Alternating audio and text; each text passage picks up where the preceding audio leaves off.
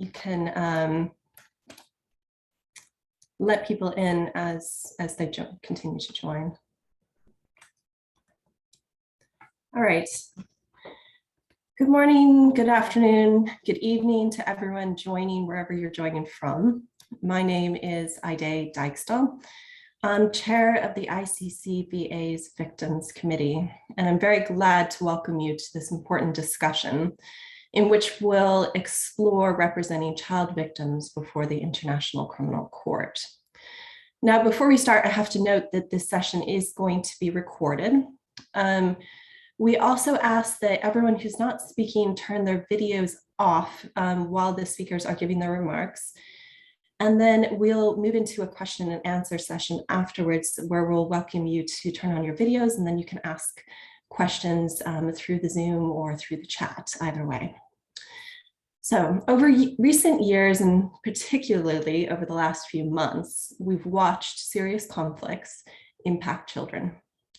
While the news has flooded us with updates of horrifying developments in Ukraine, where evidence is emerging of crimes directly impacting children, we must not forget that many other conflicts which have similarly impacted children exist as well and need to be addressed. This includes Syria, Yemen, Myanmar and Bangladesh, Palestine, South Sudan, and that's just to name a few, and is certainly not an exclusive list. It's a reminder that so often children are among those most vulnerable in conflict and most impacted by international crimes. It therefore seems fitting that we have a conversation with legal experts who bring significant experience in representing children, both domestically and internationally, and to discuss the challenges, the tips, and their ideas on best practices for representing child victims, so that before the International Criminal Court, we can aim to provide effective, efficient, and sensitive representation to children. The Victims Committee has aimed to bring together a group of speakers who can cover this topic not only by addressing child victims both domestically and internationally at those domestic and international levels, but also individuals who have approached this topic from the perspective of the prosecution, from ICC Victims Counsel and ICC support staff from the bench, and during investigations. It's hoped that these varying perspectives will help bring greater understanding and context to all those who go forward with representing children at the International Criminal Court. Now, before we start, I want to take a moment to acknowledge the other members of the Victims Committee who were also integral in bringing this program here today, and some of them who are with us on the Zoom right now. Along with me on the Victims Committee are Victor Salonis, Brian Kennedy, Elisabetta Galazzi, Elka Zapir, Stella Omiji Ideyemnim, and last but not least to Sarah Rajasan, who we will be hearing from later as a speaker. Thanks to everyone's work in putting this together. Okay, let's begin. We'll first hear from the 5 speakers, and then we'll move on to the questions and answers. Our first speaker today is Dr. Shamla Aligandra Khan. Shamla is a Malaysian lawyer with over 24 years of experience. She's worked as a prosecution trial lawyer at the ICC, the Special Court for Sierra Leone, and before the Special Panel for Serious Crimes in East Timor. At the SCSL, Shamla worked closely with former child soldiers, both male and female, and led their testimonies in 3 trials. She served as the Assistant Director of Public Prosecutions of Fiji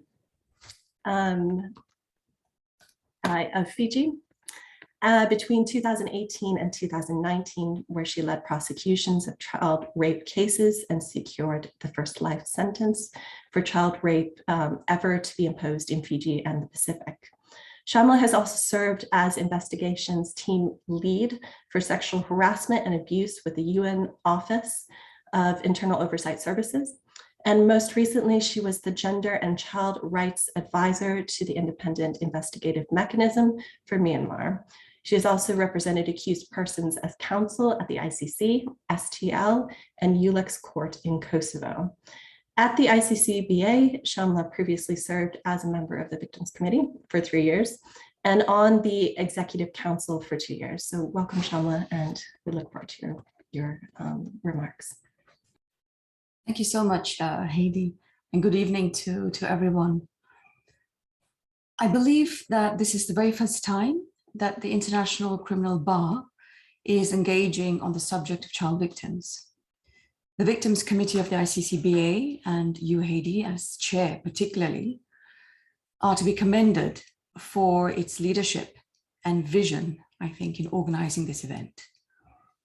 It is clear from recent public statements of the OTP that the dial on accountability for crimes against and affecting children has finally moved. And these crimes and this class of victims, children, will be increasingly prioritized in prosecutions that are going to be happening at the ICC. I think this makes this event even more timely and important to encourage the bar to be effective partners in this quest for accountability on behalf of children. A good place to start, I think, is always the OTP's policy on children. The promulgation of the OTP's policy on children in 2016 was a laudable initiative.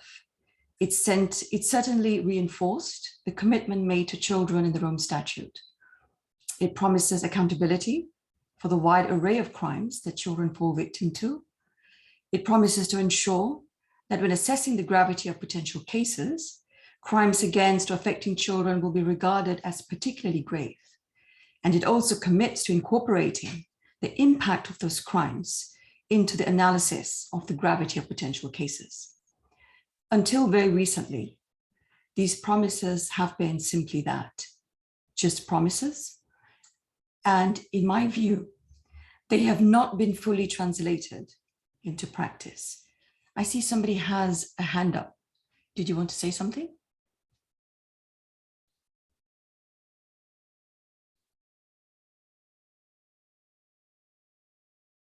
I'll just continue, just interrupt. Yeah, perhaps we'll take all questions at the end, just so we can make sure to get through all of the speakers' presentations, but we look forward to those questions. Thank you, Heidi. Now, we have seen in situation after situation that children are not merely bystanders, but are targets of almost every conceivable crime listed in the Rome Statute.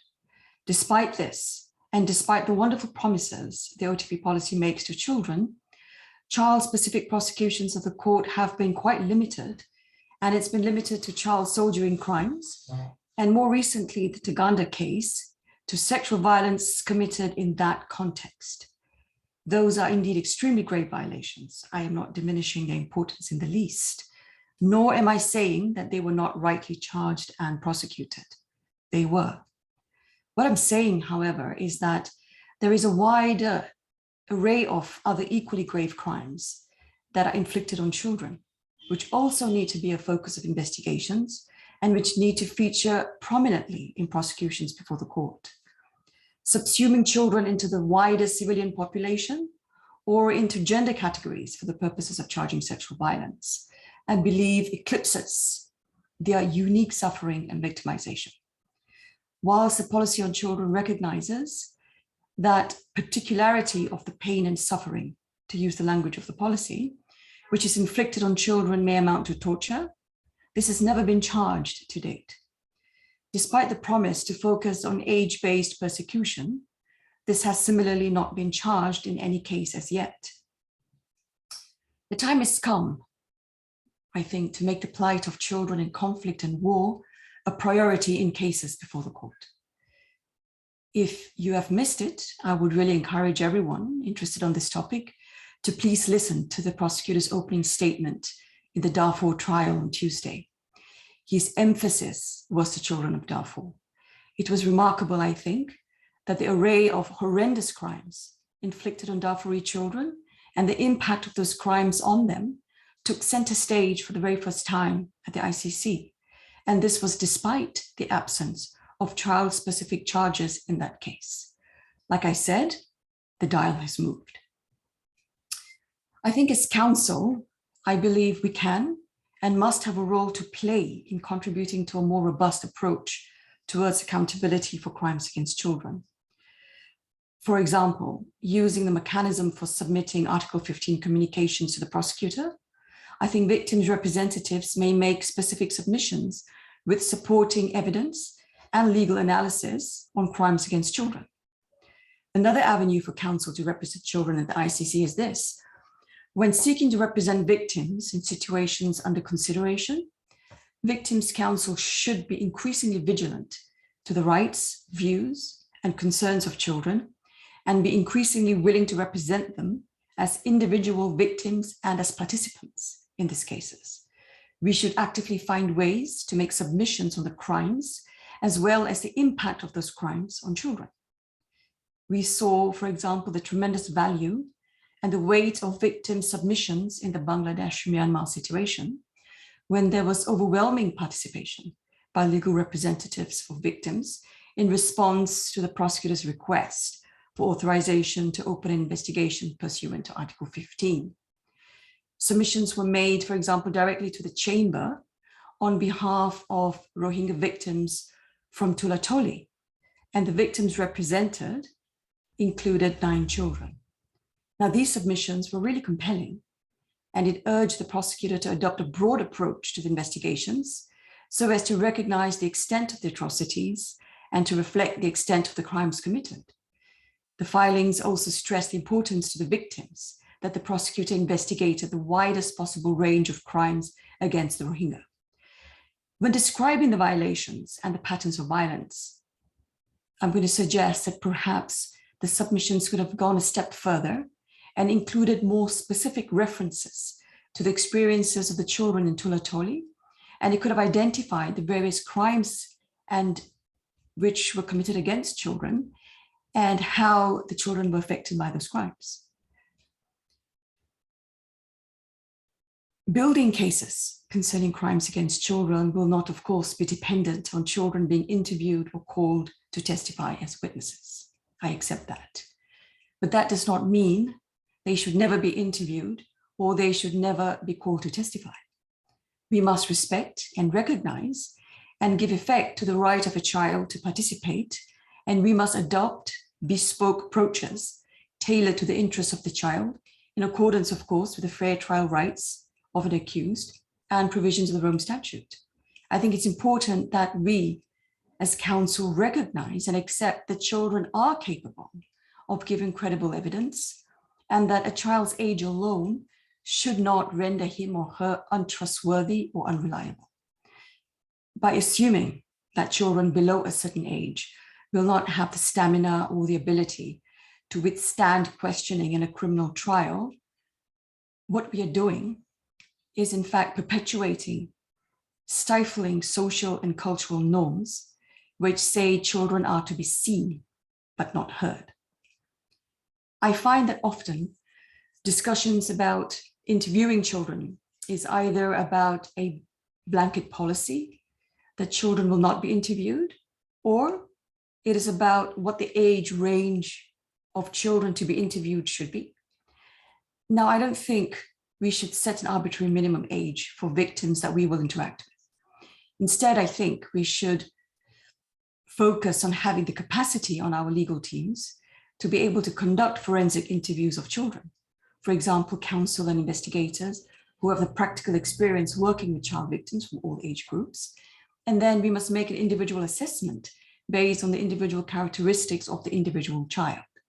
I find that very often decisions not to interview children are made because the expertise to do so is not available on the teams. One of the goals of a forensic interview, and Nicole will tell us more about this later, I'm sure, is to establish whether or not the child has the ability or the capacity to testify. Interviewers will question the child about his or her ability to distinguish between the truth and a lie. They may ask about the consequences of a lie and what the child understands about it. And through skilled questioning, interviewers will be able to know if the child knows the difference between what is real and what is make-believe. Very important in all of this is to be able to adapt our processes to the individual child and not require instead the child to adapt to our process. It is wonderful, I think, to have national experts like Justice Rajasinghe and Nicole Blumberg with us here this evening leading the discussion. Through them, we will hear that with the right experience and employing the right techniques, young children can certainly come forward to tell their stories of horrors that they've experienced and how their lives have been affected as a consequence of those horrors. I've had the honor of appearing before Judge Rajasinghe myself and also other judges in trials that I've conducted at the High Court of Fiji together with my Fijian colleagues, some of whom are also attending this event. And in those cases, charges were for child rape. In one of the trials I appeared before Justice Rajasinghe, the child victim who testified was a 5-year-old boy. In another, it was a 4-year-old girl. In other trials I prosecuted, the victims have also been very young girls and boys. With appropriate measures in place, a child-friendly courtroom, age-appropriate and child-sensitive questioning by prosecution and defense counsel, these children gave credible evidence, and they went through the process with full regard and respect for their well-being, very safely, and the rights of the accused were fully respected. There is no one-size-fits-all, and those who have experience working with children will be able to recognize that even if we are required to be applying interview protocols, be it the NICHD or the ABE protocols for children, an individual case-by-case, or shall I say child-by-child approach is needed. And we must think creatively to make it possible and safe for children really to take the lead in telling their story. In many domestic jurisdictions, there is still an imbalance in the expertise on working with children.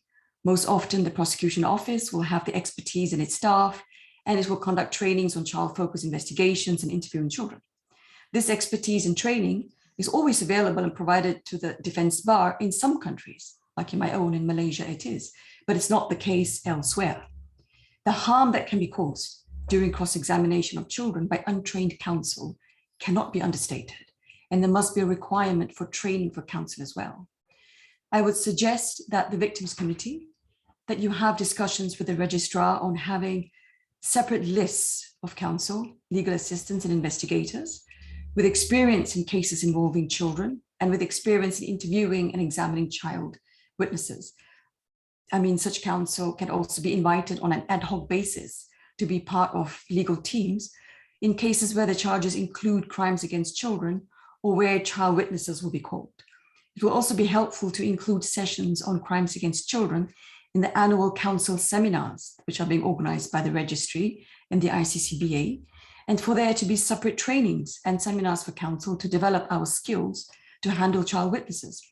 I think there is a lot we can learn from national lawyers who work on cases involving children, and these council seminars, I think, is a good opportunity for the exchange of knowledge and ideas.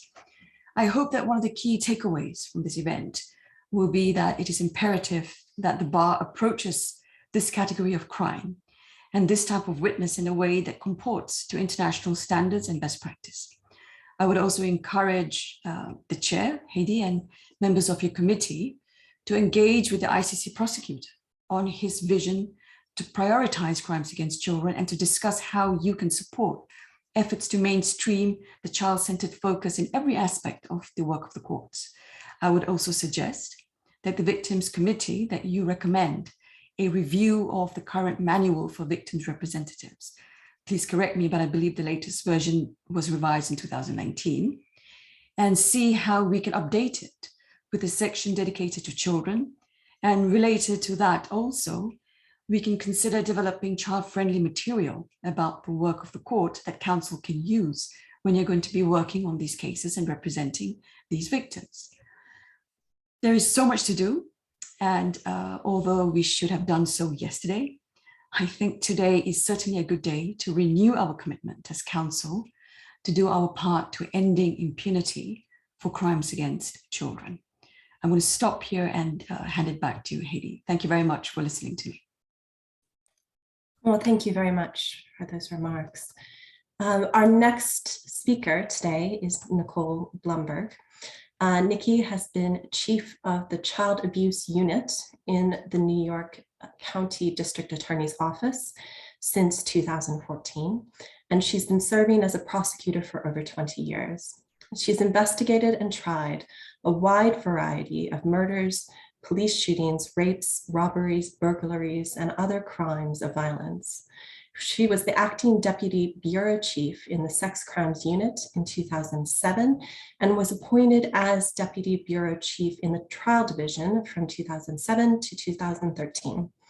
She has supervised and assisted in the prosecution of adult and child fatalities and hundreds of cases involving sexual and serious physical abuse of teenagers and children. She has lectured nationally and internationally in the field of child abuse. Her international work includes training judges, prosecutors, and police officers on how to investigate and prosecute child abuse cases.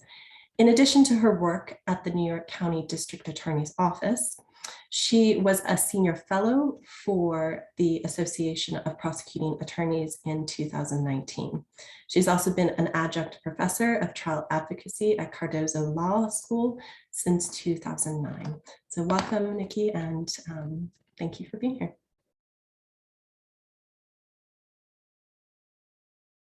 It's a great start. I'm muted. Sorry about that. I should be a little more experienced with Zoom. I figure after all of these 2 years we've all spent doing it this way. Well, thank you so much for inviting me to speak. Thank you to the Victims Committee of the ICCBA to speak alongside this incredibly distinguished panel. It's truly an honor. By way of background, and we're going to do this fairly quickly because you have some incredible people to hear from today. But by way of background, the child abuse unit here at the Manhattan DA's office, we prosecute sexual abuse and severe physical abuse cases, including infant fatalities and some adult fatalities, kidnapping, and child pornography cases. We're incredibly lucky to have a great team here that includes analysts and paralegals and investigators, and I recognize that everyone is not so lucky to have those resources, but it allows us to really do our best to search for the truth, which is so important in these cases, in all kinds of cases, and especially in working with and dealing with children. So in starting off, I thought that it made sense to talk about how the cases come to us and a little bit about our Child Advocacy Center. In an effort to minimize the amount of times that a child has to be interviewed in the first 24 or 48 hours, we have a center, a Child Advocacy Center, as many of you may have experienced, right here in Manhattan, and a number of different agencies that are working together and are all co-located at that center to assist with the child. We have a representative from the DA's office who's fantastic. She actually is on the Zoom right now. In addition to many other groups who are working together, all for the help of the safety of the child and that search for the truth. The interviews that are conducted there are forensic interviews, so it's non-leading, non-suggestive questions that are age appropriate and designed to make sure that the child, we're not suggesting any information to the child about what happened. So the interviews and questions are very open-ended. And many times the children leave and aren't really sure why they are there, because there's some general rapport building in the beginning, which is really important in these interviews that we'll get to in a few minutes. And then just asking them general questions about things that have gone on, and if anything has happened that makes them feel uncomfortable. So in other words, it would never be suggested of, I heard that this happened to you.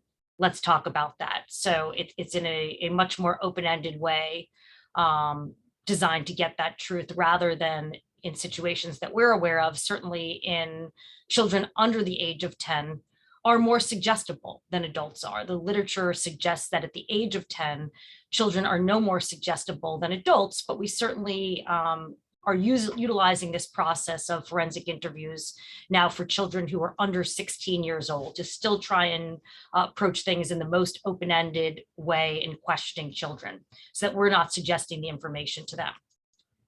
So one of the things in this search for the truth to make sure that we are doing is recognizing as prosecutors that these are incredibly serious cases, as are all criminal cases, but there's incredibly serious consequences. Obviously, you just heard in terms of life sentences, there is a lot of jail time in certainly the sexual abuse cases and any kind of serious physical abuse case or child fatality that's associated. Now, whether it's even a conviction that doesn't involve any jail time, that's incredibly serious for somebody who's accused of a crime. And many of these crimes are the worst crimes that somebody could ever be accused of. Some people say that they would rather be accused of murder or be in jail and say that they've been convicted of murder rather than saying that they have been convicted of abusing a child. So of course, our goal as prosecutors is always to get it right. And that is being prepared and spending the time and really speaking to children and making sure that we are doing our best to get it right and that we aren't suggesting a specific answer that we want to hear from that child. So in speaking to children, if you find yourself in a situation that you are speaking to children and don't have that experience, I was asked to just spend a few minutes to talk about some techniques.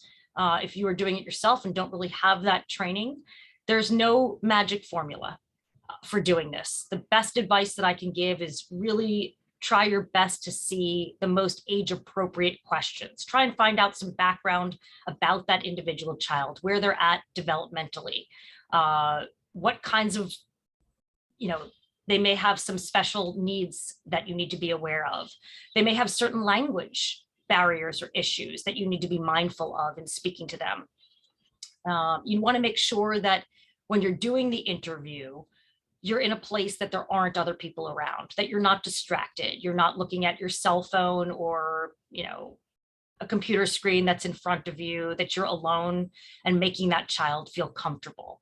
You're going to want to have a witness present with you in all situations, I think, to make that child feel more comfortable and have someone present, who can later potentially discuss any issues. You don't want to find yourself alone in a room with a child, though.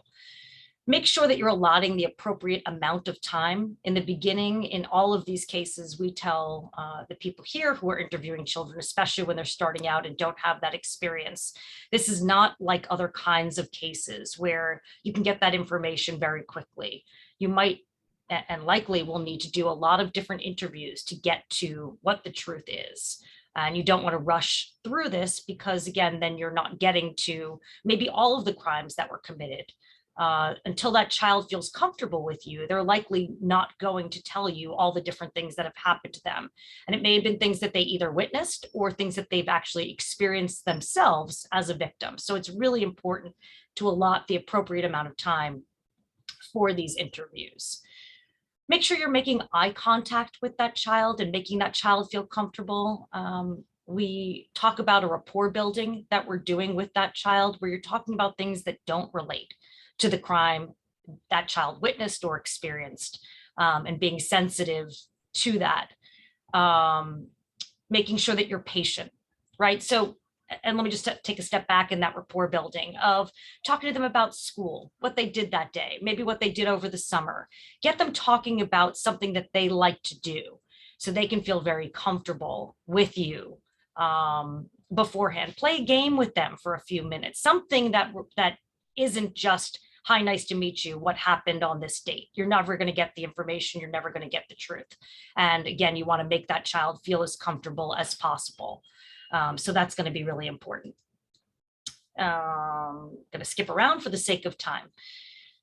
So open-ended questions, again, depending upon the age of the child, but really doing your best to ask what happened yesterday is okay, but you don't want to say something like, did you see this happen? Did you see this person hit this person? Did this person hit you with a certain object? Or, in a sexual abuse case, did this person touch this body part of yours? Instead, you want to ask things in a much more open-ended way. Tell me something that happened with your mother, or tell me something that you may have observed last week, last month, and let them take that lead and really try and ask the who, what, when, where, explain.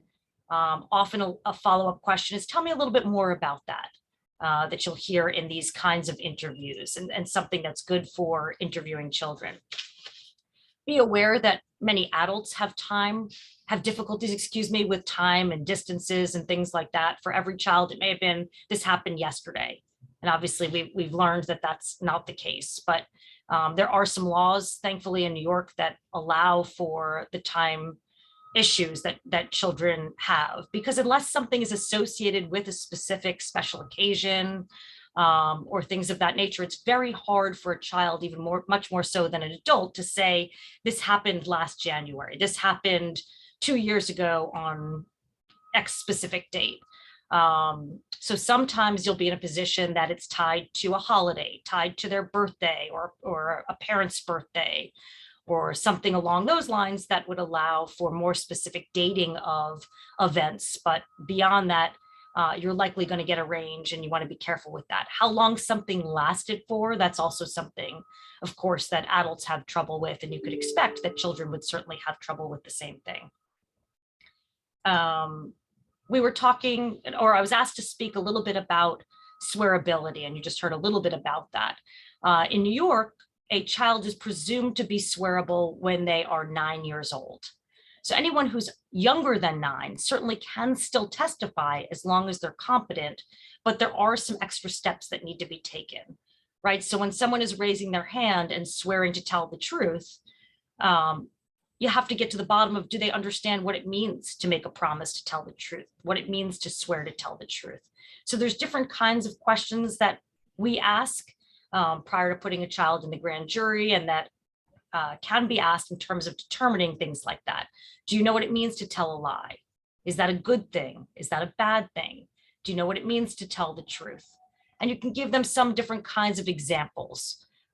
Is it a good thing or a bad thing? Did this happen? Is the sky pink? Is that true? Or is that a lie? Now, I guess depending upon the day, but there's different examples that you can use. And again, different ages that will get you to that determination, which you're going to be making, or a court ultimately could be making, as to whether or not that child is swearable, can actually take an oath and swear to tell the truth.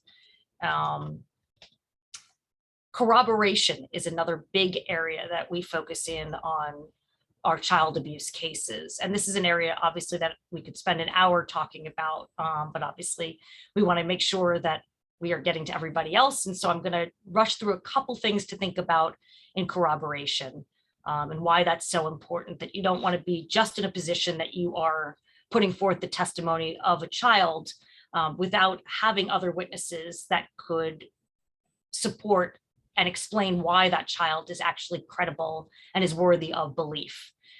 Many of these crimes occur in private, right? So there's not a lot of witnesses, and the victim is often the only person who can provide those details. And when that's a child, that can be incredibly difficult, because some people won't or don't believe the word of a child, or certainly don't find a child to be as credible as an adult is. So you want to be mindful of that as well, depending upon who's listening and who's judging that testimony of children, and what their own beliefs of children and their credibility is. But things that can corroborate that child are that child's behavior. If there's other witnesses who, maybe it's family members who have observed the changes in that child, talking to teachers, friends, relatives who might be able to explain that that child, you know, was a very happy, outgoing child, and suddenly in this period of time became very introverted. A teacher may say the child no longer volunteered in class, where that child was always the first to raise his or her hand. Friends of that child may talk about significant changes in behavior. You want to get all of that out. They may have had no idea about what the child was experiencing or may have witnessed, but they can talk about those specific changes, which can be helpful. You often see in cases where a child has been victimized, self-harming that occurs. And the child, in many cases, can talk about why that is, but you want to get to the bottom of that through the testimony of other witnesses. People that the child ultimately disclosed what they observed or what they experienced themselves can be incredibly important. We've had many people who have taken the stand and said, I've never seen that child act like that, except when they had a death of a close relative. That child was crying uncontrollably when they were disclosing what the child had actually experienced and the atrocities that were committed. So that can be very compelling testimony to talk about the demeanor in addition to that disclosure, that child telling what had happened to them. Speaking to the accused, if you have that ability to speak to an accused to find out things that they may be able to help to corroborate about what the victim is saying. The accused will certainly say, oh, I was around that child all the time, but this didn't happen. Or in some situations, surprisingly, we have accused who admit to the crime. They may not admit to the full crime. They may admit, for example, in a sexual abuse case, to touching the child, but not raping the child. Well, of course, that's still incredibly helpful to corroborate that testimony of that child. In physical abuse cases, there can be different objects that were used to abuse that child that are left behind at the crime scene. You want to make sure that you have those that you can use, that you could introduce, but all of those things will corroborate that testimony of that child. Certainly in if you can call doctors or you could call any other kinds of experts, that's always very helpful to talk about. Again, a luxury I know that we have here in New York is to call experts, psychologists at our trials to explain behaviors that are common in sexual abuse cases, to put into context of why, for example, a child would not report a crime like this, especially in a sexual abuse context, right away. It's called a delayed disclosure, or why a child may only talk about part of abuse that's happened to them, but not everything. It's called, a piecemeal disclosure. That's why you want to have a child in for many, many interviews, because that will allow for the truth to come out and what's happened. Social media, computers, things like that, of texting that may have occurred, or contact between the child and the accused is going to be very helpful. And the last thing, again, to talk about, one thing that we wanted to talk about was preparing a child for trial. If you can show that child where they're going to be testifying, we actually bring our children into a courtroom tour and take them and let them sit in the seat that they're going to be testifying in. That's incredibly helpful. Going over the questions with that child beforehand so that they're not surprised. Giving them an example of what a cross-examination may look like. So you're actually doing some sort of mock cross-examination and really reviewing the topics with them and everything that they've told you in the past, so that things aren't, so we can minimize as many surprises as possible. Being aware, I talked about this a little bit before, but language, making sure there are children who don't know what before and after means. So if you're asking that question, you want to make sure that they know the difference between before and after.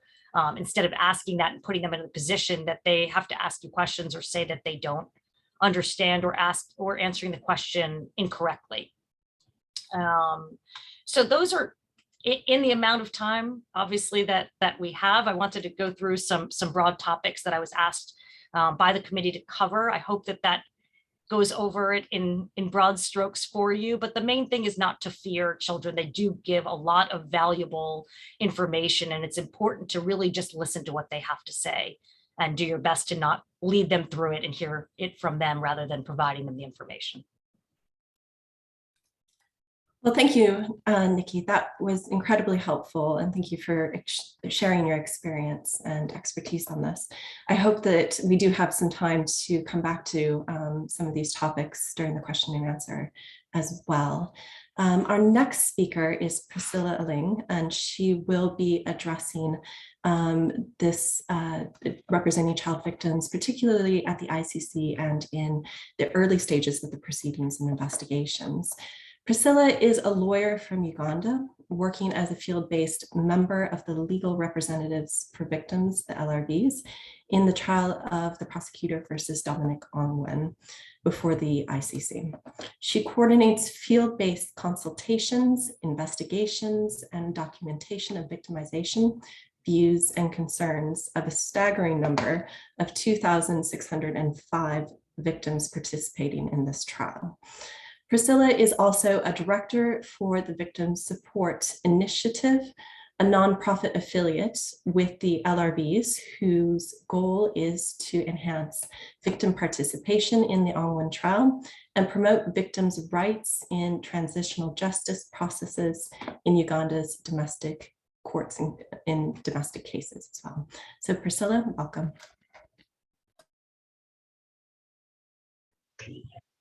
Thank you, Heidi, for that introduction, and thank you everyone who's joining us today. It's interesting that Heidi mentioned the number of victims that we represent. It's very important because out of the 2,605 that we represent, 32 of them currently are child victims.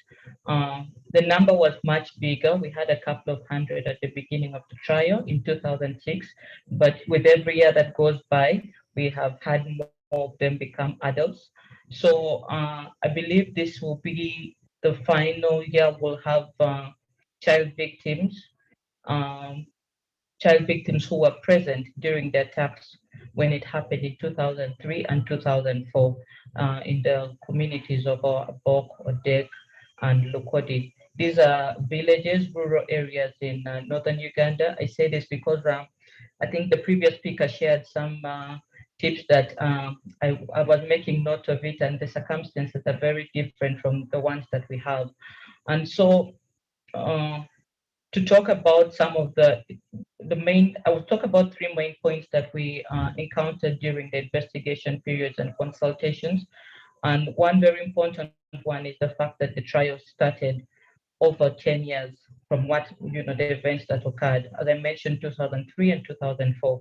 So when we started investigations, that was in 2016, over a decade had passed. And of course, there are questions about what might, the child might recall, or if they were present and all that, you have to make consideration for. So the first mistake, which was also a lesson at the same time, is making assumptions about what the child victim may or may not know about the crimes that occurred. So I'll give two examples about this. On one side, we had one of the major challenges that children born in captivity, born sexual slavery and rape, is stigma. Once they return home, they're stigmatized by the community because of the circumstances of their birth. And in many cases, some families opt to protect, these children from the stigma. They choose to hide the circumstance of this child's birth. So there are instances where in the child's application form, it's clear that this is a child born in captivity. But when you sit down to interview the child, this is not there. The child might not know about this.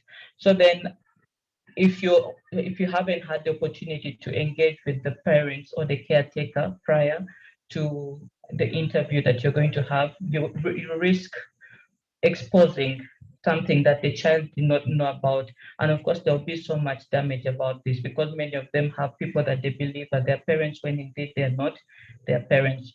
So that is one thing about an example of making assumptions. And then the other one that I've never forgotten was myself and my former colleague Sharon thought to interview a child. They had come with their parent, and we thought, let us try to interview them and see what they can speak about regarding, the harm that they might have gone through. So because this child was really young, we did not expect that they would speak so much about the harm that occurred. So the first question we asked was, what's your mother's name and your father's name, just like what the previous speaker was talking about. And then the child says, my mother died. She was killed, and with my little brother who was pounded to death and all this. And I recall that the first feeling that I had was panic because I did not, expect this. And I felt like I had, caused so much damage to this child. And I had no prior training. I think the earlier speaker talked about it. There's no sort of, the court does not provide this for external teams. I don't know about the other teams, but we had talked about providing, counseling services, and we as a team don't receive this. So we cannot even provide that. So we didn't have any prior training on how to address this. And it has remained one of those experiences that haunt me. And, I carry that guilt because of that lack of preparation and assuming that such a young child may not know what happened. So it's very important to have that engagement. And the other thing that I would like to also share about is the creating, appropriate spaces for children for meetings. Earlier in our engagement, we noticed, because our engagements are usually large meetings of 10 or even more people. So we noticed that some parents would bring children out of school so that they can attend the meetings when they're supposed to be at school at the time. So when we realized that we learned to design the meetings during the holiday period so that we do not affect the studies of the children, and then also tailoring the questions, so that it's appropriate for the children, because then there are some things that are discussed with the rest of the communities, with the elders, but there are some things that children may not be able to understand, although culturally in northern Uganda, the harm that occurred is discussed candidly, but it's still our duty, I believe, for us to make sure that we tailor it in a way that a child can understand and does not cause any other further trauma.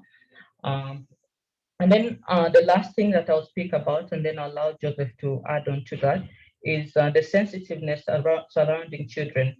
And that is in relation to you who is working with the children, who is representing the children. So we received so many accounts about what happened. We have had people who have, rape experiences. We have had, about torture and all that. But in most cases, the effect of it, the impact of it is harder on you who is receiving this information, if it's coming from a child or if the experiences are, that the experiences are that of a child. So there's usually so many feelings, the pain goes deeper, the guilt that you feel. One thing that is common with people who represent victims, so people who engage with victims directly, is feeling the guilt. We have been told in therapy is that the guilt you feel is a lot harder when you're dealing with children. So we have constantly struggled, had this battle of the need to do something, and you feel like you have failed if you don't do something. So if you meet a child who is out of school because of, they don't have tuition, you have this need to want to fix it. If there's a child who has a medical condition, you have the need, you feel like I could pay for this child's medical condition, which is something that is doable, but it's not sustainable. If you're dealing with 2,600 people, it is not sustainable. So it's important to have self-care, to constantly debrief and think about, your actions. Do not act on impulse, and always. I think one way that we found a way to address this was, coming up with BSI as another way that an institution, not an individual, can try to address some of the problems that are there that are not exactly within our mandate or within our capacity. So those are the three major things that I'd like to share for now. If there are any others, I'll share during the question and answer period. Thank you. Thank you so much, Priscilla. I think it's so important to address the trauma and making sure that we're not re-traumatizing child victims. So thank you very much for addressing those topics. Our next speaker is Joseph Minoba. He will be addressing this issue, particularly from the aspect of the role of counsel at the ICC and during proceedings. So Joseph is a Ugandan lawyer and currently serves as counsel on the legal team representing victims, also in the Onwin case before the ICC. He is a member of the ICC Bar Association, East African Law Society, and Uganda Law Society. He is a Queen's University Belfast LLM Human Rights Stephen Livingston Scholar. He holds a postgraduate diploma in legal practice from the Law Development Center, Kampala, and the Law Development Center, and a bachelor's of law degree from Makerere University, Kampala.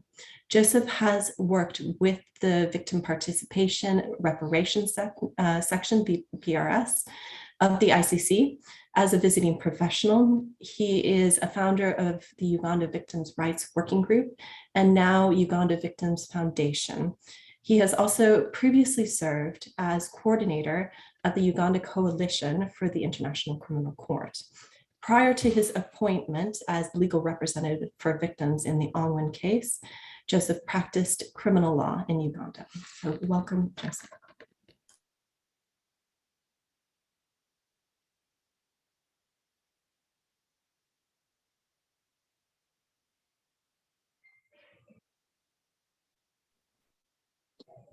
Thank you, Heidi, for the invitation. And I'm honored to speak today at this meeting. Obviously, there are lots of experiences from different people attending this Zoom meeting. But hopefully, I can share some experiences from the Dominic Ongwen trial. Allow me, obviously, to start with the basics. We all know victim is defined under the rules of the court, and the child falls squarely within the definition of a victim under the rules. Obviously, the crimes that fall within the jurisdiction of the court, again, are those crimes that any child could be a victim of any of those crimes. In the Dominic Ongwen case, of course, we are talking about crimes against humanity and war crimes. Dominic Ongwen, as you probably know, and was charged with, amongst others, sexual and gender-based crimes, including forced marriage, torture, rape, sexual slavery, enslavement, forced pregnancy, outrages against personal dignity. Why this is important, why I'm outlining this, is that most of the children, or most of his so-called wives, were abducted as little girls and held against their will in his household as ting-tings, and later forced to be his wives or forced to, bear his children. Dominic Ongwen was also charged with the crime of conscripting children under the age of 15. We all know now from the case that most of the LRA fighters were abducted as young boys, still attending primary school and forced to participate in hostilities. Now, many of these children, as Priscilla has indicated, some have, become adults as we speak today, while there are others that were victimized and did not necessarily get abducted or end up as a forced wife, but suffered some form of victimization in their own right. Now, obviously, victims are allowed to participate in the proceedings. Again, this is basic in terms of the ICC, we all know. So any child, any victim who is a child could potentially apply to participate in the proceedings of the court against an accused person. In this case, we're talking about Dominic Ongwen. The pretrial chamber in the Dominic Ongwen case, when it issued its decision on participation, I wish to quote the extent of participatory rights that were granted to victims, which of course includes child victims. The chamber there said that the legal representatives shall have the general right to consult the record of the case, including decisions of the chamber, submission of the parties and participants and the registrar, transcripts and evidence disclosed by the parties and communicated to the chamber, and shall receive notification of documents filed. This right shall extend to public as well as confidential documents or evidence in the record of the case. Notification of documents or access to evidence communicated to the chamber shall only be withheld from the legal representatives of victims if there are specific reasons warranting this measure. The chamber also said documents filed in the record of the case which cannot be notified to the legal representatives of the victims must be marked confidential, ex parte, prosecutor and defense, or more restrictively if appropriate. So by this decision of the chamber, we as legal representatives, we had our kind of participation rights cut out for us. And of course, representing victims, including children, then we were allowed to communicate views and concerns expressed by children within the context of this decision by the Pretrial Chamber. We were able to engage, of course, children, as Priscilla has stated.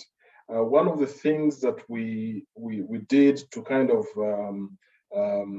put this in effect was that we undertook outreaches and awareness sessions. One, to explain what war crimes and crimes against humanity, obviously, as you can imagine, these are things that, or something that it would be difficult for any person, let alone a child, to appreciate. But we did undertake outreaches and awareness sessions to kind of break down the message for these children, since they were participants in the case, so that they have an appreciation and understanding of the kind of trial that Dominic Ongwen was facing. Of course, in these sessions, we explained the charges that were preferred against Dominic Ongwen, the trial processes, including the various interlocutory appeals and applications filed by the defense. And of course, we also explained the rights of victims in the proceedings. We also undertook consultations and instructions from victims, including one of the things that the Pretrial Chamber required us to do in the very beginning was to kind of consult with the victims about their anonymity in the proceedings. It was important because at the time, the trial process was just beginning, and obviously victims that we represent were concerned that perhaps their identities would be disclosed to the defense, which would cause maybe fear in them or potential retaliatory attacks. And so we did consult from our clients, including children, and they did indicate to us that they would prefer that their identity remains anonymous. The other things that we have done in terms of the activities, we have tried to document the harm suffered, including amongst the children themselves. We have tried to, in these other activities, we have tried to identify potential victims for the case in terms of, the minor investigations that we are allowed to undertake to kind of have or listen to the stories of these victims and see if we can identify potential witnesses to present on behalf of the victims. We have spoken to journalists, we have spoken to researchers, and we have attended a various number of stakeholder engagements and spoken about the victims that we represent, including child soldiers. Now, one of the things that I should speak about is obviously Rule 81 of the rules provides for general stipulations on the restrictions on disclosure of confidential information. And the nature of the Dominic Ongwen case was that it was it dealt with confidential stuff all around it. Children, of course, needed the chamber allowed us in its decision allowed us to communicate confidential information arising from the case, but also required us to take note of what confidential information we were communicating, so that it is managed and controlled, and therefore as part of this process we were required to maintain confidentiality of the information that we received, obviously from the parties and participants, but also that from the information that we were gathering or working with in terms of the child victims that we were representing. So confidentiality is very key. As an LRV representing children, you have to maintain that.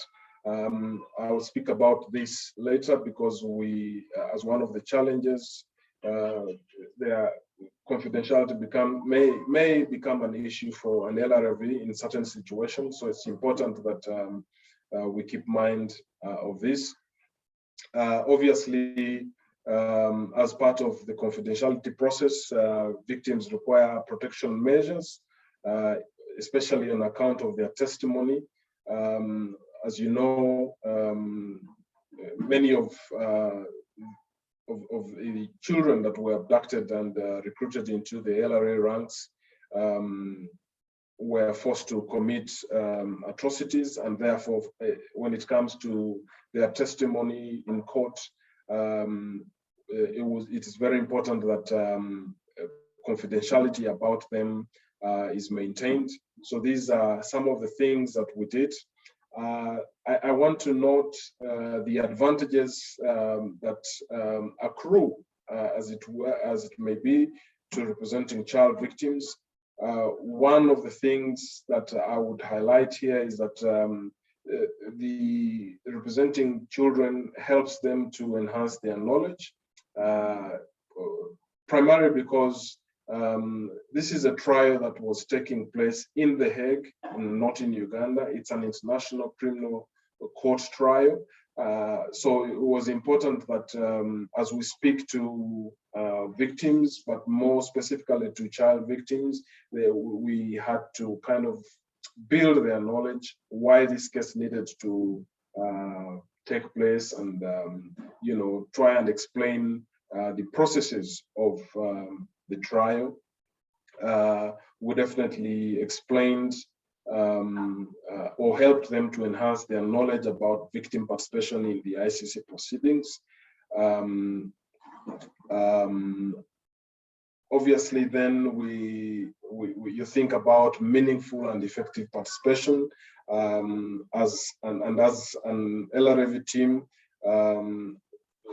you give the children the opportunity to tell their stories, and in telling their stories, victims may disclose, like in our case. I'll give you an example. For the first time, what happened to them. There are many people, many of these former child soldiers, former children who have grown up into adults, who have never spoken to anybody in terms of their experiences. One of this example is a victim I'll call Zed, who was a child. He was abducted from his home in the camp when it was attacked, and along the way to the bush, he was forced to participate in beating another victim, a girl who was his next door neighbor at home.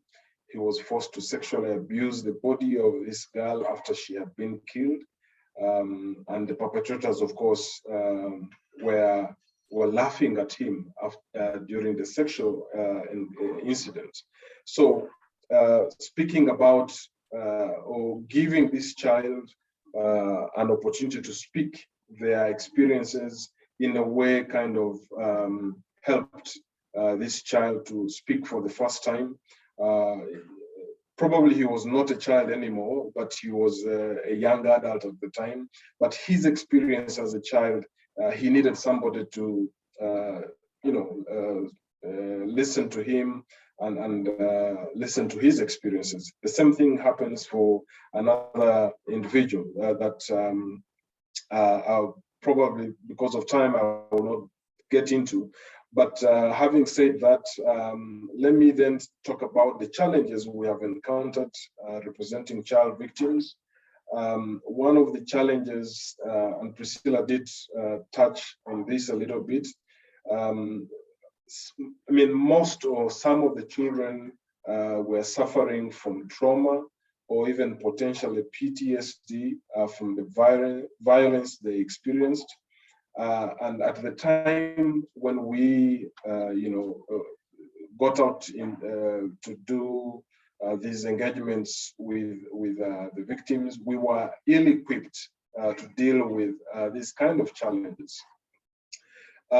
Priscilla did mention the example of this child that her and Sharon spoke to, and this child, for some reason, was hell-bent on speaking her experiences.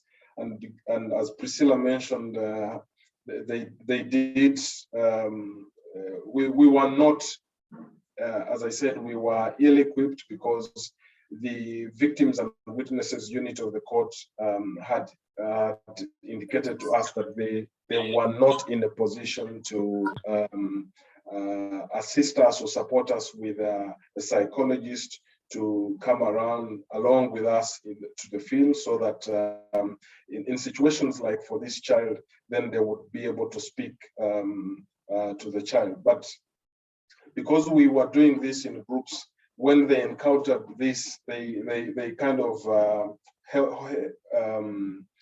suspended the meeting and consulted with me, and I offered to speak to the child.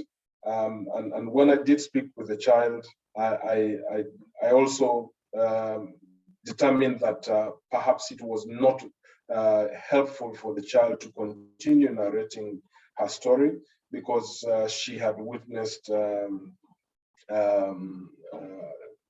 very gross events surrounding her mother and her little brother. And I thought at the time that allowing her to continue to narrate the story would probably damage her completely. So we terminated.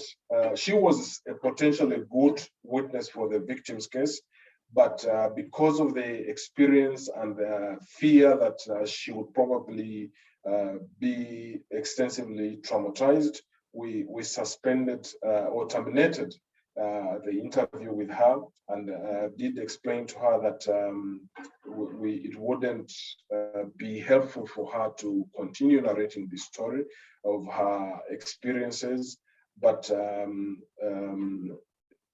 perhaps in the future, if there was an opportunity, we would still go back to her and see how we could best speak to her.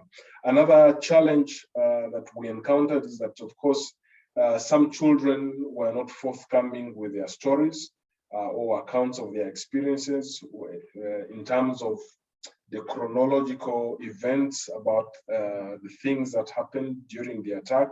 And obviously it is understandable because due to lapse of time, as Priscilla mentioned, 10 to 15 years is such a long time.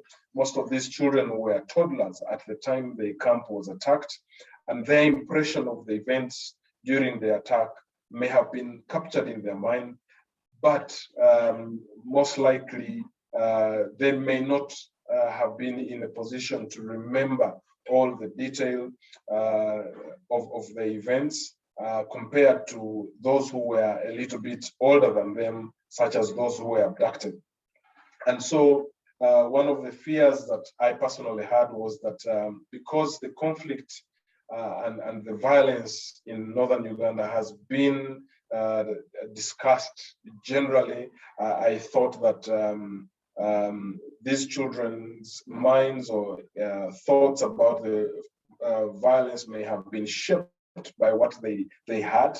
And therefore, and it was easy to tell because as we spoke to these children, of course, using open-ended questions, you would see that the flow in terms of the narration was hindered, and we couldn't place it whether because the child couldn't remember or because of their own experiences. It was difficult really for us to kind of tell what was hindering the proper narration of their accounts. Some children, of course, we discovered were experiencing nightmares and reported to us seeing spiritual creatures in the night. Once again, we did not have any practical solutions to these kind of challenges, but we did kind of speak to them and try to encourage them to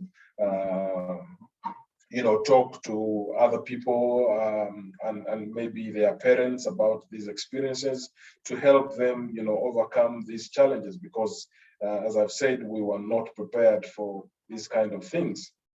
Again, like Priscilla did indicate, most children were basically destitute and in need of support.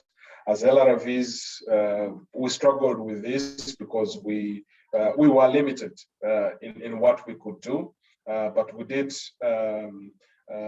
try to empathize with the children, but we also engaged with the Trust Fund for Victims in the field office, and also through their implementing partners to kind of assess what kind of assistance programs the Trust Fund was undertaking in the communities, and encouraged, of course, these Trust Fund partners to go out into the same communities and try to see if they could be of any assistance to the children and of course the rest of the victims. The other challenge that I would share is that the prosecution, and this is in terms of what I said earlier about confidentiality, the prosecution usually, or in the Dominic Ongwen case, used prior recorded statements.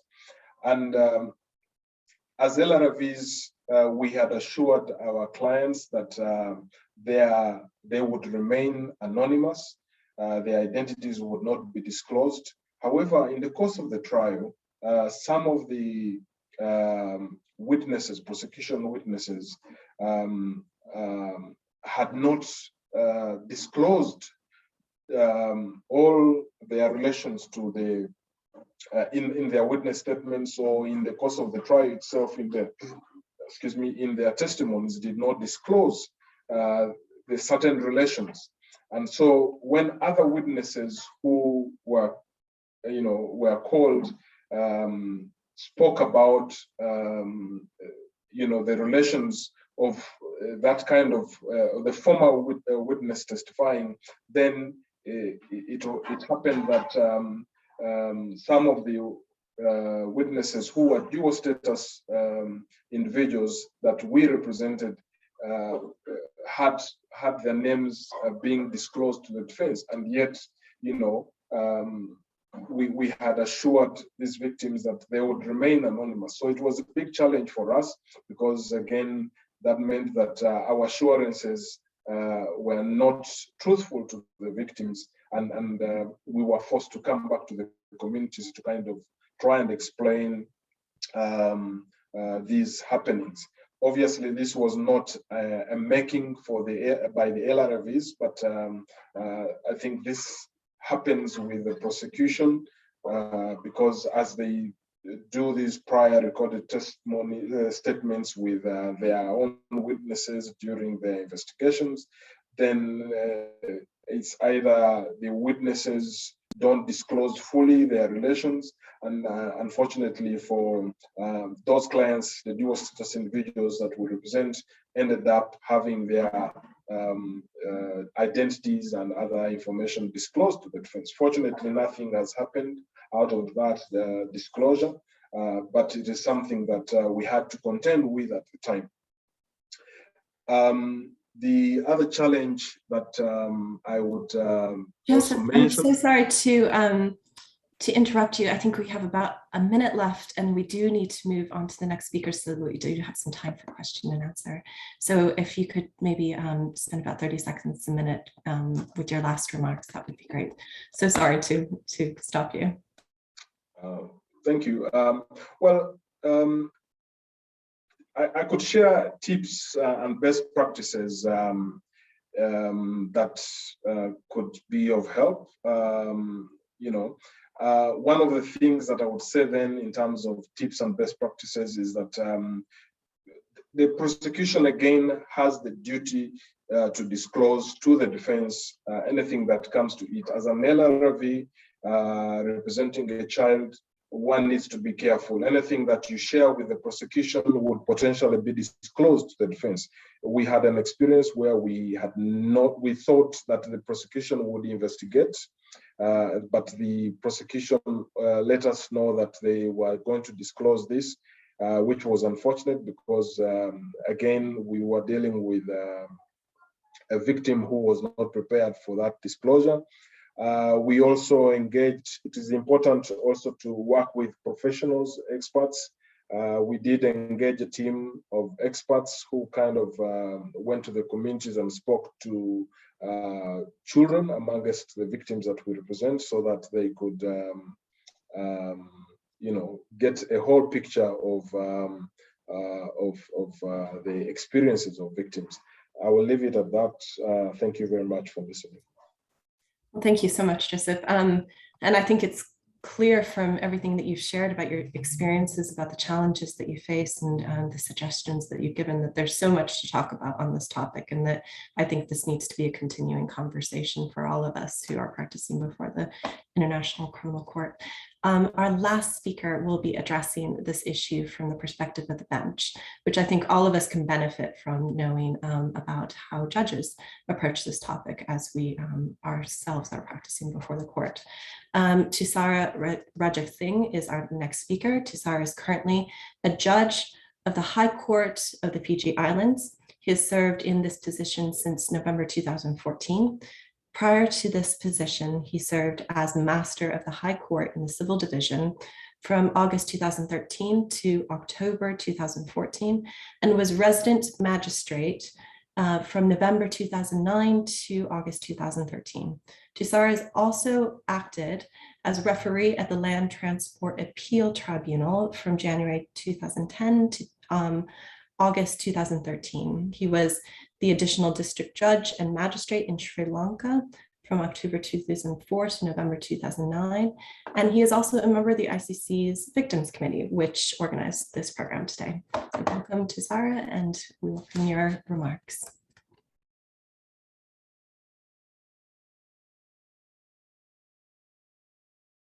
You're just on mute. Thank you, Heidi. I hope everyone can hear me now. Okay, dear friends, I'm pleased and humbled to be part of this experienced and knowledgeable panel of experts. I must first express my sincere gratitude for the Victim Committee for organizing this timely webinar on this crucial topic of child victims and witnesses in court proceedings. We have all heard the very interesting views of the bar. Now let me share with you my experience and my views as a trial judge dealing with child victims and witnesses. Domestic and international courts usually receive children as witnesses in proceedings. Obtaining evidence of children is based on two materially important principles. The first principle is to provide the child victim or the witness with an opportunity to give his best evidence. Second is to protect the child witness from secondary victimization. These two principles are based on the rights of the child to express his view, opinion, and belief freely, and the right of the child to be heard. Accordingly, the judge has to provide the child witness with an opportunity to enjoy these rights effectively. The child must be an informed participant and treated with dignity and without discrimination in the proceedings. I do not wish to elaborate further on the scope and the legal definition of these rights of child, which I no doubt believe that you all are well versed in. Let me now focus on how the judge facilitates the child to exercise these rights effectively in the court proceedings. The paramount duty of the judge is to provide the accused with a fair trial. It is a process to convict the guilt and acquit the innocent. This process consists of two main steps: the process of obtaining evidence and the process of decision making. This process of obtaining evidence has two main components, the pre-trial stage and the trial stage. During the pre-trial stage and the trial stage, the judge has a duty to harmonize two significantly competing interests. On the one hand, the rights of the child, and on the other hand, not to compromise the accused's cardinal right to have a fair trial. The pre-trial stage is essential to properly demarcate the scope of the trial and the role of the parties, including the child witnesses. In Fiji, a new Criminal Procedure Act enacted in 2010 introduced a comprehensive pre-trial procedure regime, identify the trialable issues and agreed facts, would surely assist the parties in correctly understanding the scope of the evidence that the child witness is required to give. That enable the parties to adequately inform the child of his role in the proceedings and arrange the court facilities to meet his special needs. I can confirm with my own experience that the pre-trial procedures are extremely helpful. I had a rape trial involving a 14-year-old female victim with special needs 2 weeks ago. The pre-trial procedures allowed me to properly understand the special needs and the requirements of the child witness to give her best evidence. Another rape trial, which I presided over, involved a child witness of 3 years old. The pre-trial hearing allowed me to understand the special needs of this young witness, such as her meal plans, resting and napping times, and play times, etc. Accordingly, the court was able to schedule the trial time frame so as not to disturb her usual daily routine, making her feel easy and, more importantly, safe at the hearing. She initially gave evidence from the special child witness room via video link. 2 days later, she felt uneasy in the special witness room. Then we had to have the hearing in a very informal court setting where both the lawyers and I participated without the traditional court attire. I sat on one of the benches allocated for the public while she gave evidence walking around the courtroom. I can state that the pre-trial stage focuses much on the rights of the child witnesses than the accused rights. It is because that period would be used to empower the child witness to provide his or her best evidence. However, the overarching focus during the trial process shifts to provide the accused with a fair trial. The trial judge cannot compromise the right of the accused to have a fair trial with the right of the child witness. I now take your attention to the process of receiving the evidence. Usually, evidence needs to overcome two main hurdles to be considered truthful evidence. The first is admissibility, the second is the credibility. When it comes to the admissibility of the evidence, it is the best practice to receive the evidence of a child witnesses based on the presumption that every child is a capable witness, irrespective of his or her age. The child's age must not be the sole determinator to determine his or her competency as a witness. Let us briefly examine the approaches adopted in few common law countries and the ICC in receiving evidence of child witnesses. As you know, the Rome Statute says any person is allowed to give evidence upon taking the solemn undertaking as expounded under Rule 66. However, if the court finds a person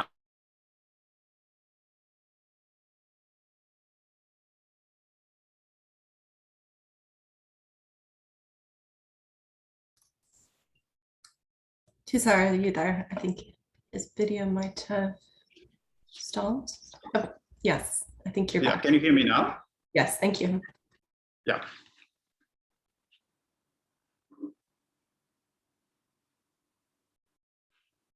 If the court finds a person under the age of 18 does not understand the nature of a solemn undertaking, the court may allow the person to testify without this solemn undertaking if the court is satisfied of two things, which are the person can describe matters of which he or she has knowledge of, and that the person understands the meaning of the duty to speak the truth. Therefore, the ICC approach to the competency of the witness is based on the witness' ability to comprehend the responsibility of telling the truth sufficiently. The Youth Justice and Evidence Act of UK considers the issue of competency separate from the questions of sworn and unsworn evidence. Accordingly, if a person understands questions put to him and gives answers to them which can be understood, he is a competent witness irrespective of his age. This approach is different to the ICC approach. Fiji has somewhat of a hybrid approach. Section 10 of the Juvenile Act allows the court to have unsworn evidence of a child of tender years if the court finds he does not understand the nature of the oath. It is further required that the court be satisfied before taking the unsworn evidence that the child possesses sufficient intelligence to justify the reception of his or her evidence and to understand the duty of speaking the truth. This is more similar to the ICC approach. However, the general provision concerning all other witnesses, including children who do not fall under Section 10 of the Juvenile Act, and young adolescents between the age of 12 and 18 is found in Section 117 of the Criminal Procedure Act, where it states that every witness must be examined upon oath or affirmations. However, Section 117, subsection 2 of the Criminal Procedure Act has allowed the court to obtain unsworn evidence based on the witness's religious belief or immature age. Accordingly, the Fiji law allows unsworn evidence based on the maturity of age or religious belief. There is no requirement to satisfy the competency of such a witness before allowing unsworn evidence. I take you to the New Zealand law. Section 77 of the Evidence Act of New Zealand does not require a child under the age of 12 years to give sworn evidence. It is only needed for the judge to inform the child of the importance of telling the truth and not telling lies, and make him or her promise to tell the truth before giving evidence. Therefore, it appears that the approaches of UK, New Zealand, and Fiji to some extent are more liberal and provide more comprehensive space for the child to constructively and effectively participate in the proceedings. Coming to my conclusion, let me take you to the process of determining the credibility of the evidence of child witnesses. Dealing with child victims and witnesses are very sensitive, delicate, and challenging process in the court process. I'm not going to discuss the legal approaches in deciding the credibility. Still, an essential aspect of fairness, that is the judge's inner impartiality in assessing the child witnesses' credibility.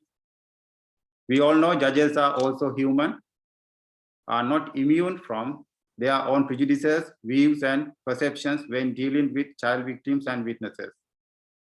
If you define bias and partiality as total absence of preconceptions in the minds of the judges, then no one has ever had a fair trial and no one ever will. The judge's duty is not to determine the moral culpability, but legal culpability. Therefore, it is one of the paramount responsibilities of the judge to properly comprehend his own prejudices, perceptions, and views and leave them aside in his decision-making process of the child witnesses. This wisdom of the judicial mind allows the judge in conduct the trial, giving the accused his right to have a fair trial while properly recognizing the rights of the child victims and the witnesses. So let me conclude by stating that we as lawyers and judges during the court process must make the child feel that we are not a part of their problem, but are the solution. Thank you. Thank you so much for that insight and for your remarks. So We are now at the point where we would do a question and answer. I note that we are at 90 minutes, which we had intended for this program, but we would like to go a bit longer. And if our speakers could indulge us with a few extra minutes, that would be most appreciated. And I hope that everyone here can stay as well. Of course, if you can't, the recording of this event will be on the ICCBA's website and also at the YouTube link that was sent around before. So for the question and answers, we ask that, or welcome everyone to turn on their cameras at this point, if you'd like to. I think this would make it much more of a discussion with everyone. For asking a question, you're welcome to ask a question live yourself. If you could please raise your hand on Zoom using the reaction button at the bottom of your screen and then clicking raise hand, and then I'll call on you to ask that question. Or if you prefer, you can put your question in the chat if that's better, and I can communicate it to the speakers. One note, please keep your questions to questions and not as much to remarks, because we do want to make sure that in the 15 minutes we have left that our speakers are able to fully answer those questions for everyone here. Last note is that I have seen that some people have put some materials in the chat. So if anyone is interested in that, please go ahead and take a look at those materials before this Zoom ends, as we won't have access to it after that. So if everyone would like to put their videos on now, and please let me know, raise your hand or put something in the chat for any questions. I see the first question coming from Brian Kennedy, who is also a member of the Victims Committee. Brian, if you want to unmute and ask your question. Sure. So thank you all the panelists. It was great presentations. So I had a couple questions, but I'm going to keep it to one. And the question is for Shaimala, if you're still on. All right. So Shaimala was talking about getting cases in front of the ICC. So my question is, what is the best way, do you think, to conduct outreach to child victims in order to organize an Article 15 submission to the Office of the Prosecutor for the International Criminal Court? So it's about outreach. Thank you so much, Brian, for that question. But I'm going to actually pass the question to either Joseph or Priscilla, who are really the experts who have done this before. And I'm also looking forward to learn from them what the approach would be. If you don't mind, Joseph and Priscilla, I'm sorry for this. Thank you, Shamala. Well, my response is that in our experience, we have, and Priscilla did mention some of this, we organized specific sessions for children where we engaged the children and spoke to them, about the activities of the court, about the developments of the court in the courtroom, and also kind of fielded their questions. So in precise terms, we had separate sessions for children from the adult sessions. Thank you. Joseph, how did you find the children, and how did the children find you? What kind of outreach do you do to introduce them to the court? Thank you, Brian, once again. Well, basically, we have intermediaries in the communities, and these intermediaries help us to mobilize the children. So basically, we send out information having identified who is a child within the group of victims, and we communicate to the intermediaries and say, please organize for us a meeting with these specific individuals, and they simply get for us those individuals, and then we have sessions with them. And if I may add something real quick on that. So at the time of the beginning of the trial, the VPRS section of the court did some registration of victims, and that's how we got the 2,600 that we mentioned earlier. And we were presented with a database of these people with the names, date of birth, and their locations. So what we have been doing is building on that using the intermediaries And we have gone a long way to identify a lot more than the initial number, but that database, the initial database that we had, is what has been very helpful for continuing to engage with this number. Thank you. Thank you, Priscilla. We had one question that came in on the chat that I want to communicate. It says, how do lawyers deal with secondary PTSD for themselves? What preventative and curative measures can be taken? Does anyone in particular want to address that issue? I know, Priscilla, you had mentioned self-care in your remarks. And Nicole, why don't you go ahead and start? Sure. So it's something that definitely comes up here a lot, of vicarious trauma or secondary trauma from hearing the worst of the worst, right? The stories that everybody's hearing and experiencing. I would say that really talking to other people, if there is somebody who's available, really being able to, it's hard to keep it all inside. Some people have different, exercise, things like that, just some other way or an outlet to deal with the stress, and really making sure that you're taking vacations and taking care of yourself, something that you really enjoy doing. For some people, it's cooking, something that's therapeutic for them, but that gets out of hearing all of this. And it's hard, certainly to not take home with you, but unfortunately it does. And it takes a toll. It certainly does. And I think anyone who does this work and is listening to these stories all day long will certainly say that. I like to joke that I'm dead inside. I'm really not, but I think you have to find a way to compartmentalize so that it doesn't take over. That's how I would answer that. Any other panelists want to? Shama. Hi, can I just suggest that there is a very useful resource that was created by UNITAD, which was the Trauma-Informed Field Guide. And that probably is very relevant to us because it involves international investigations. And there is a chapter included there on self-care, which can be a good resource. And also, can I just add, when I have the mic, is that in some jurisdictions, there are also cultural unawareness or inhibitions to addressing, I think, the trauma that professionals feel. And sometimes in those settings, what can be very helpful is if there was mandatory requirements for anyone and everyone dealing with these kinds of cases to have some kind of counseling or other support related or anything else related to supporting such professionals.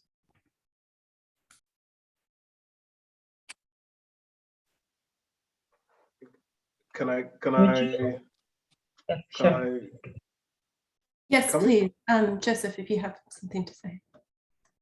Well, in the ICC experience, you probably don't know as external lawyers, you don't have any support from the court. That's one of the major undoing factors of representing, victims generally at the ICC. But as a team, one of the things we kind of had to, do is basically debrief amongst ourselves and speak about the stories that we had encountered and try to, talk about them. And, this is how we simply kind of dealt with the situation. But with the ICC being an external team, you have no help in dealing with this kind of thing. In fact, members of the team have broken down a couple of times, and you're on your own. Thank you. I think we'll move to the next question. Alexandra, I see that your hand is up if you'd like to ask your question. Thank you, and thank you so much to the panelists. I was wondering how you handle either guardians or parents who don't want you to speak privately with their children or to speak with their children at all, or at some point during the process decide that they don't want their child to continue on with the case, particularly at the ICC, where these processes are incredibly long. And so I was just curious how that's handled, if there are support for the families in addition to the child victims. Is there anyone in particular you'd like to ask that question of, or? No, that's open to anyone. Or any of the speakers want to address that? I, Mr. Majid Hussain Shah, wants to ask a question from the last speaker. That what could be the mode of checking the competence of a witness if the victim child is less than the age of 5 years? Thank you for that question as well. On that note, why don't we take one more question as well from Diana at the same time, and then we can have the speakers address any of the 3 questions that were asked. Diana, if you want to ask your question. Hello, my name is Diana Constantinivi. I'm a barrister, 33 Bedford Road Chambers in London. Thank you all the panelists for this wonderful topic. And I don't have any experience whatsoever when it comes into representation of children before international criminal courts. So this has been very helpful. I'm just interested to find out from any of the panelists. I've heard about trauma, and trauma is a very subjective term that can be stretched and shaped depending on the circumstances of each child. So how far can this trauma be applied on the principle of Dolin-Kabaks? And if I may remind that where a child is deemed to be not capable to form intention to commit a crime. So we know that on the ground, sometimes children, they are caught to commit crimes themselves. So this kind of evidence that there may be self-incriminatory, how far is this principle stretched? And how do you deal in cases like that? Because we do know that sometimes even the perpetrators and the defendants that they do come before court, they may have themselves experienced something similar, and they become, so it can go both ways.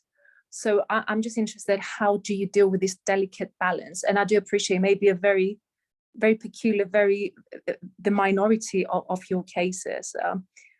But I'm just aware that there are cases in criminal courts and international institutions that they may be dealing with this matter. Thank you.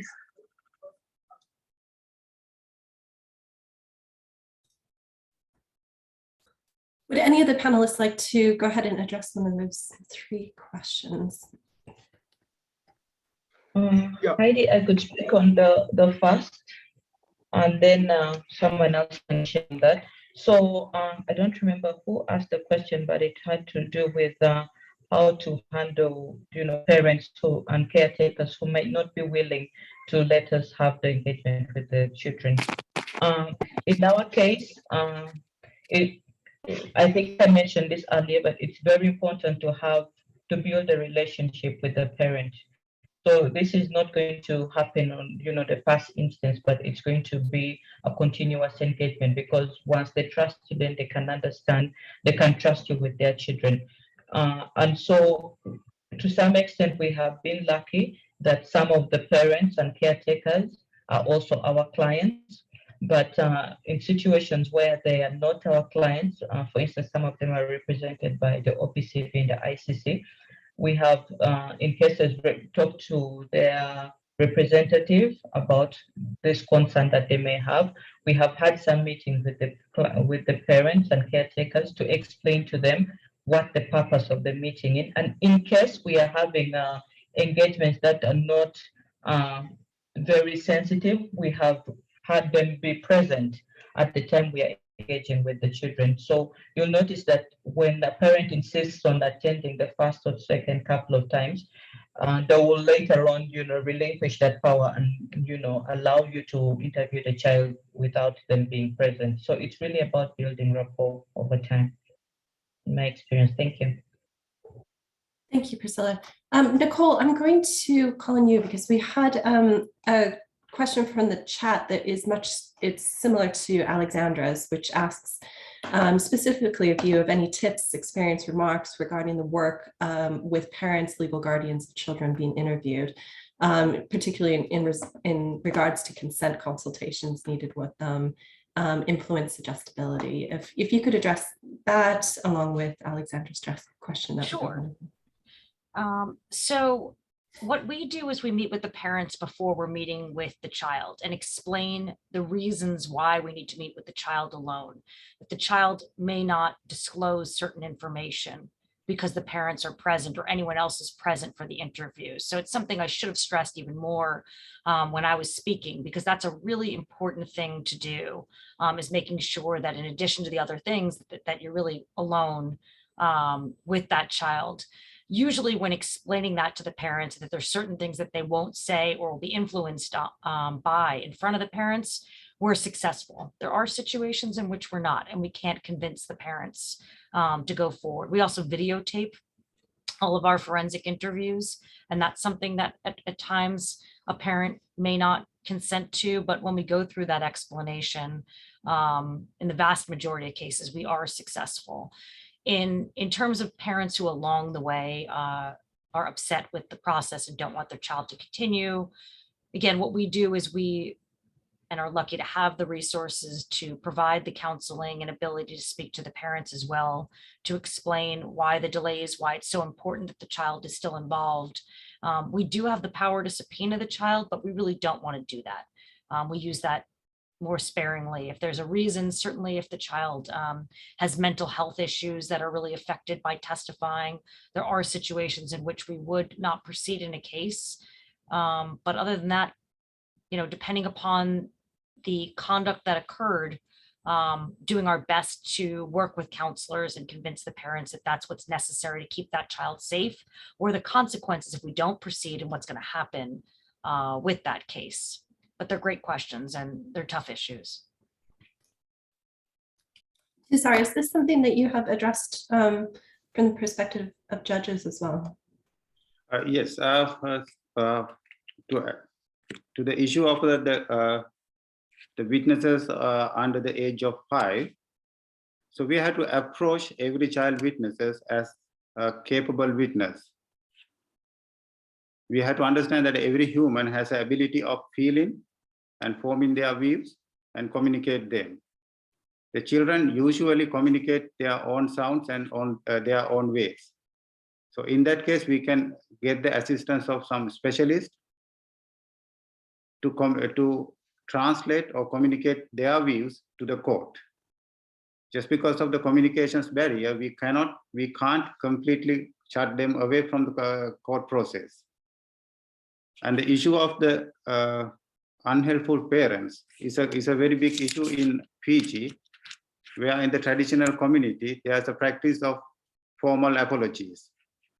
So the parents are very much concerned and happy with making a formal apology, accepting the formal apology within the community level and forget the issue. So in that case, they are very reluctant to send their children, especially the sexual offense in respect of the sexual offenses. So that is something that we are dealing with at the moment, and it needs a lot of education in the community level to make sure the sexual offenses are not something that you can just forget and apologize and settle. It should go to the court process and punish the offenders appropriately. Thank you. I do want to give the speakers an opportunity to answer Diana's question if they have any thoughts. Is there anyone that would like to address that? Maybe Joseph, Shamla, do you have any thoughts on that question? Yeah. In the Onwen case, we haven't had any experience with children below the age of 5. So we can't say much about representing such individuals. But I think what has helped us in terms of representing children generally has been that from the onset we have tried to work with children by communicating to them in the general kind of awareness sessions where everybody, including the adults, are present, but also holding exclusive meetings for the children. And like Priscilla says, we have been fortunate in the sense that parents have been participants themselves as victim participants in the case. So perhaps our situation might have been made much simpler than a situation where you do not have parents participating as victims in the case. Thank you. Thank you.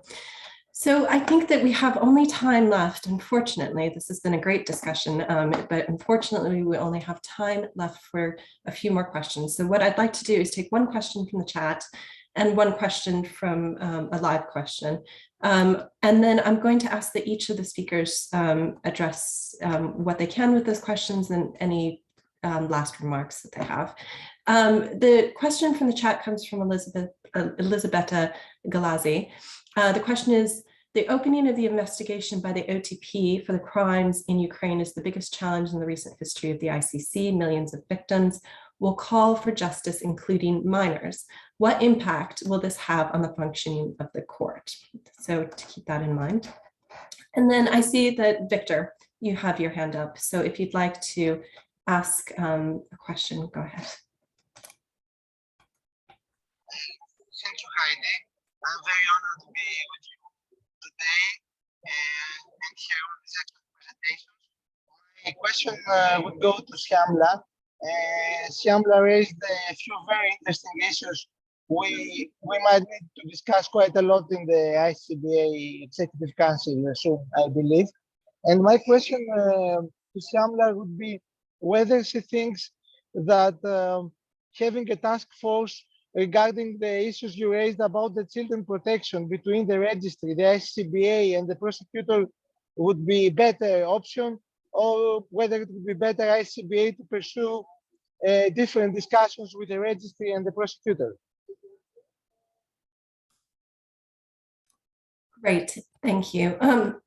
Why don't we go in the order that we did the presentations? So Shyamla, if you'd like to answer either the questions, Victor's one was directly for you, and any closing remarks that you do have. Thank you, Heidi. I think I'll just address very quickly Elisabetta's question. I think it's very important what she says, and certainly there are implications for the court. And because these are, it involves monitoring of ongoing violations as well, I think it'll be important to already have the capacity to monitor child-related violations taking place. So I would suggest that, priority focus be given to incorporating this expertise already in the respective organs of the court.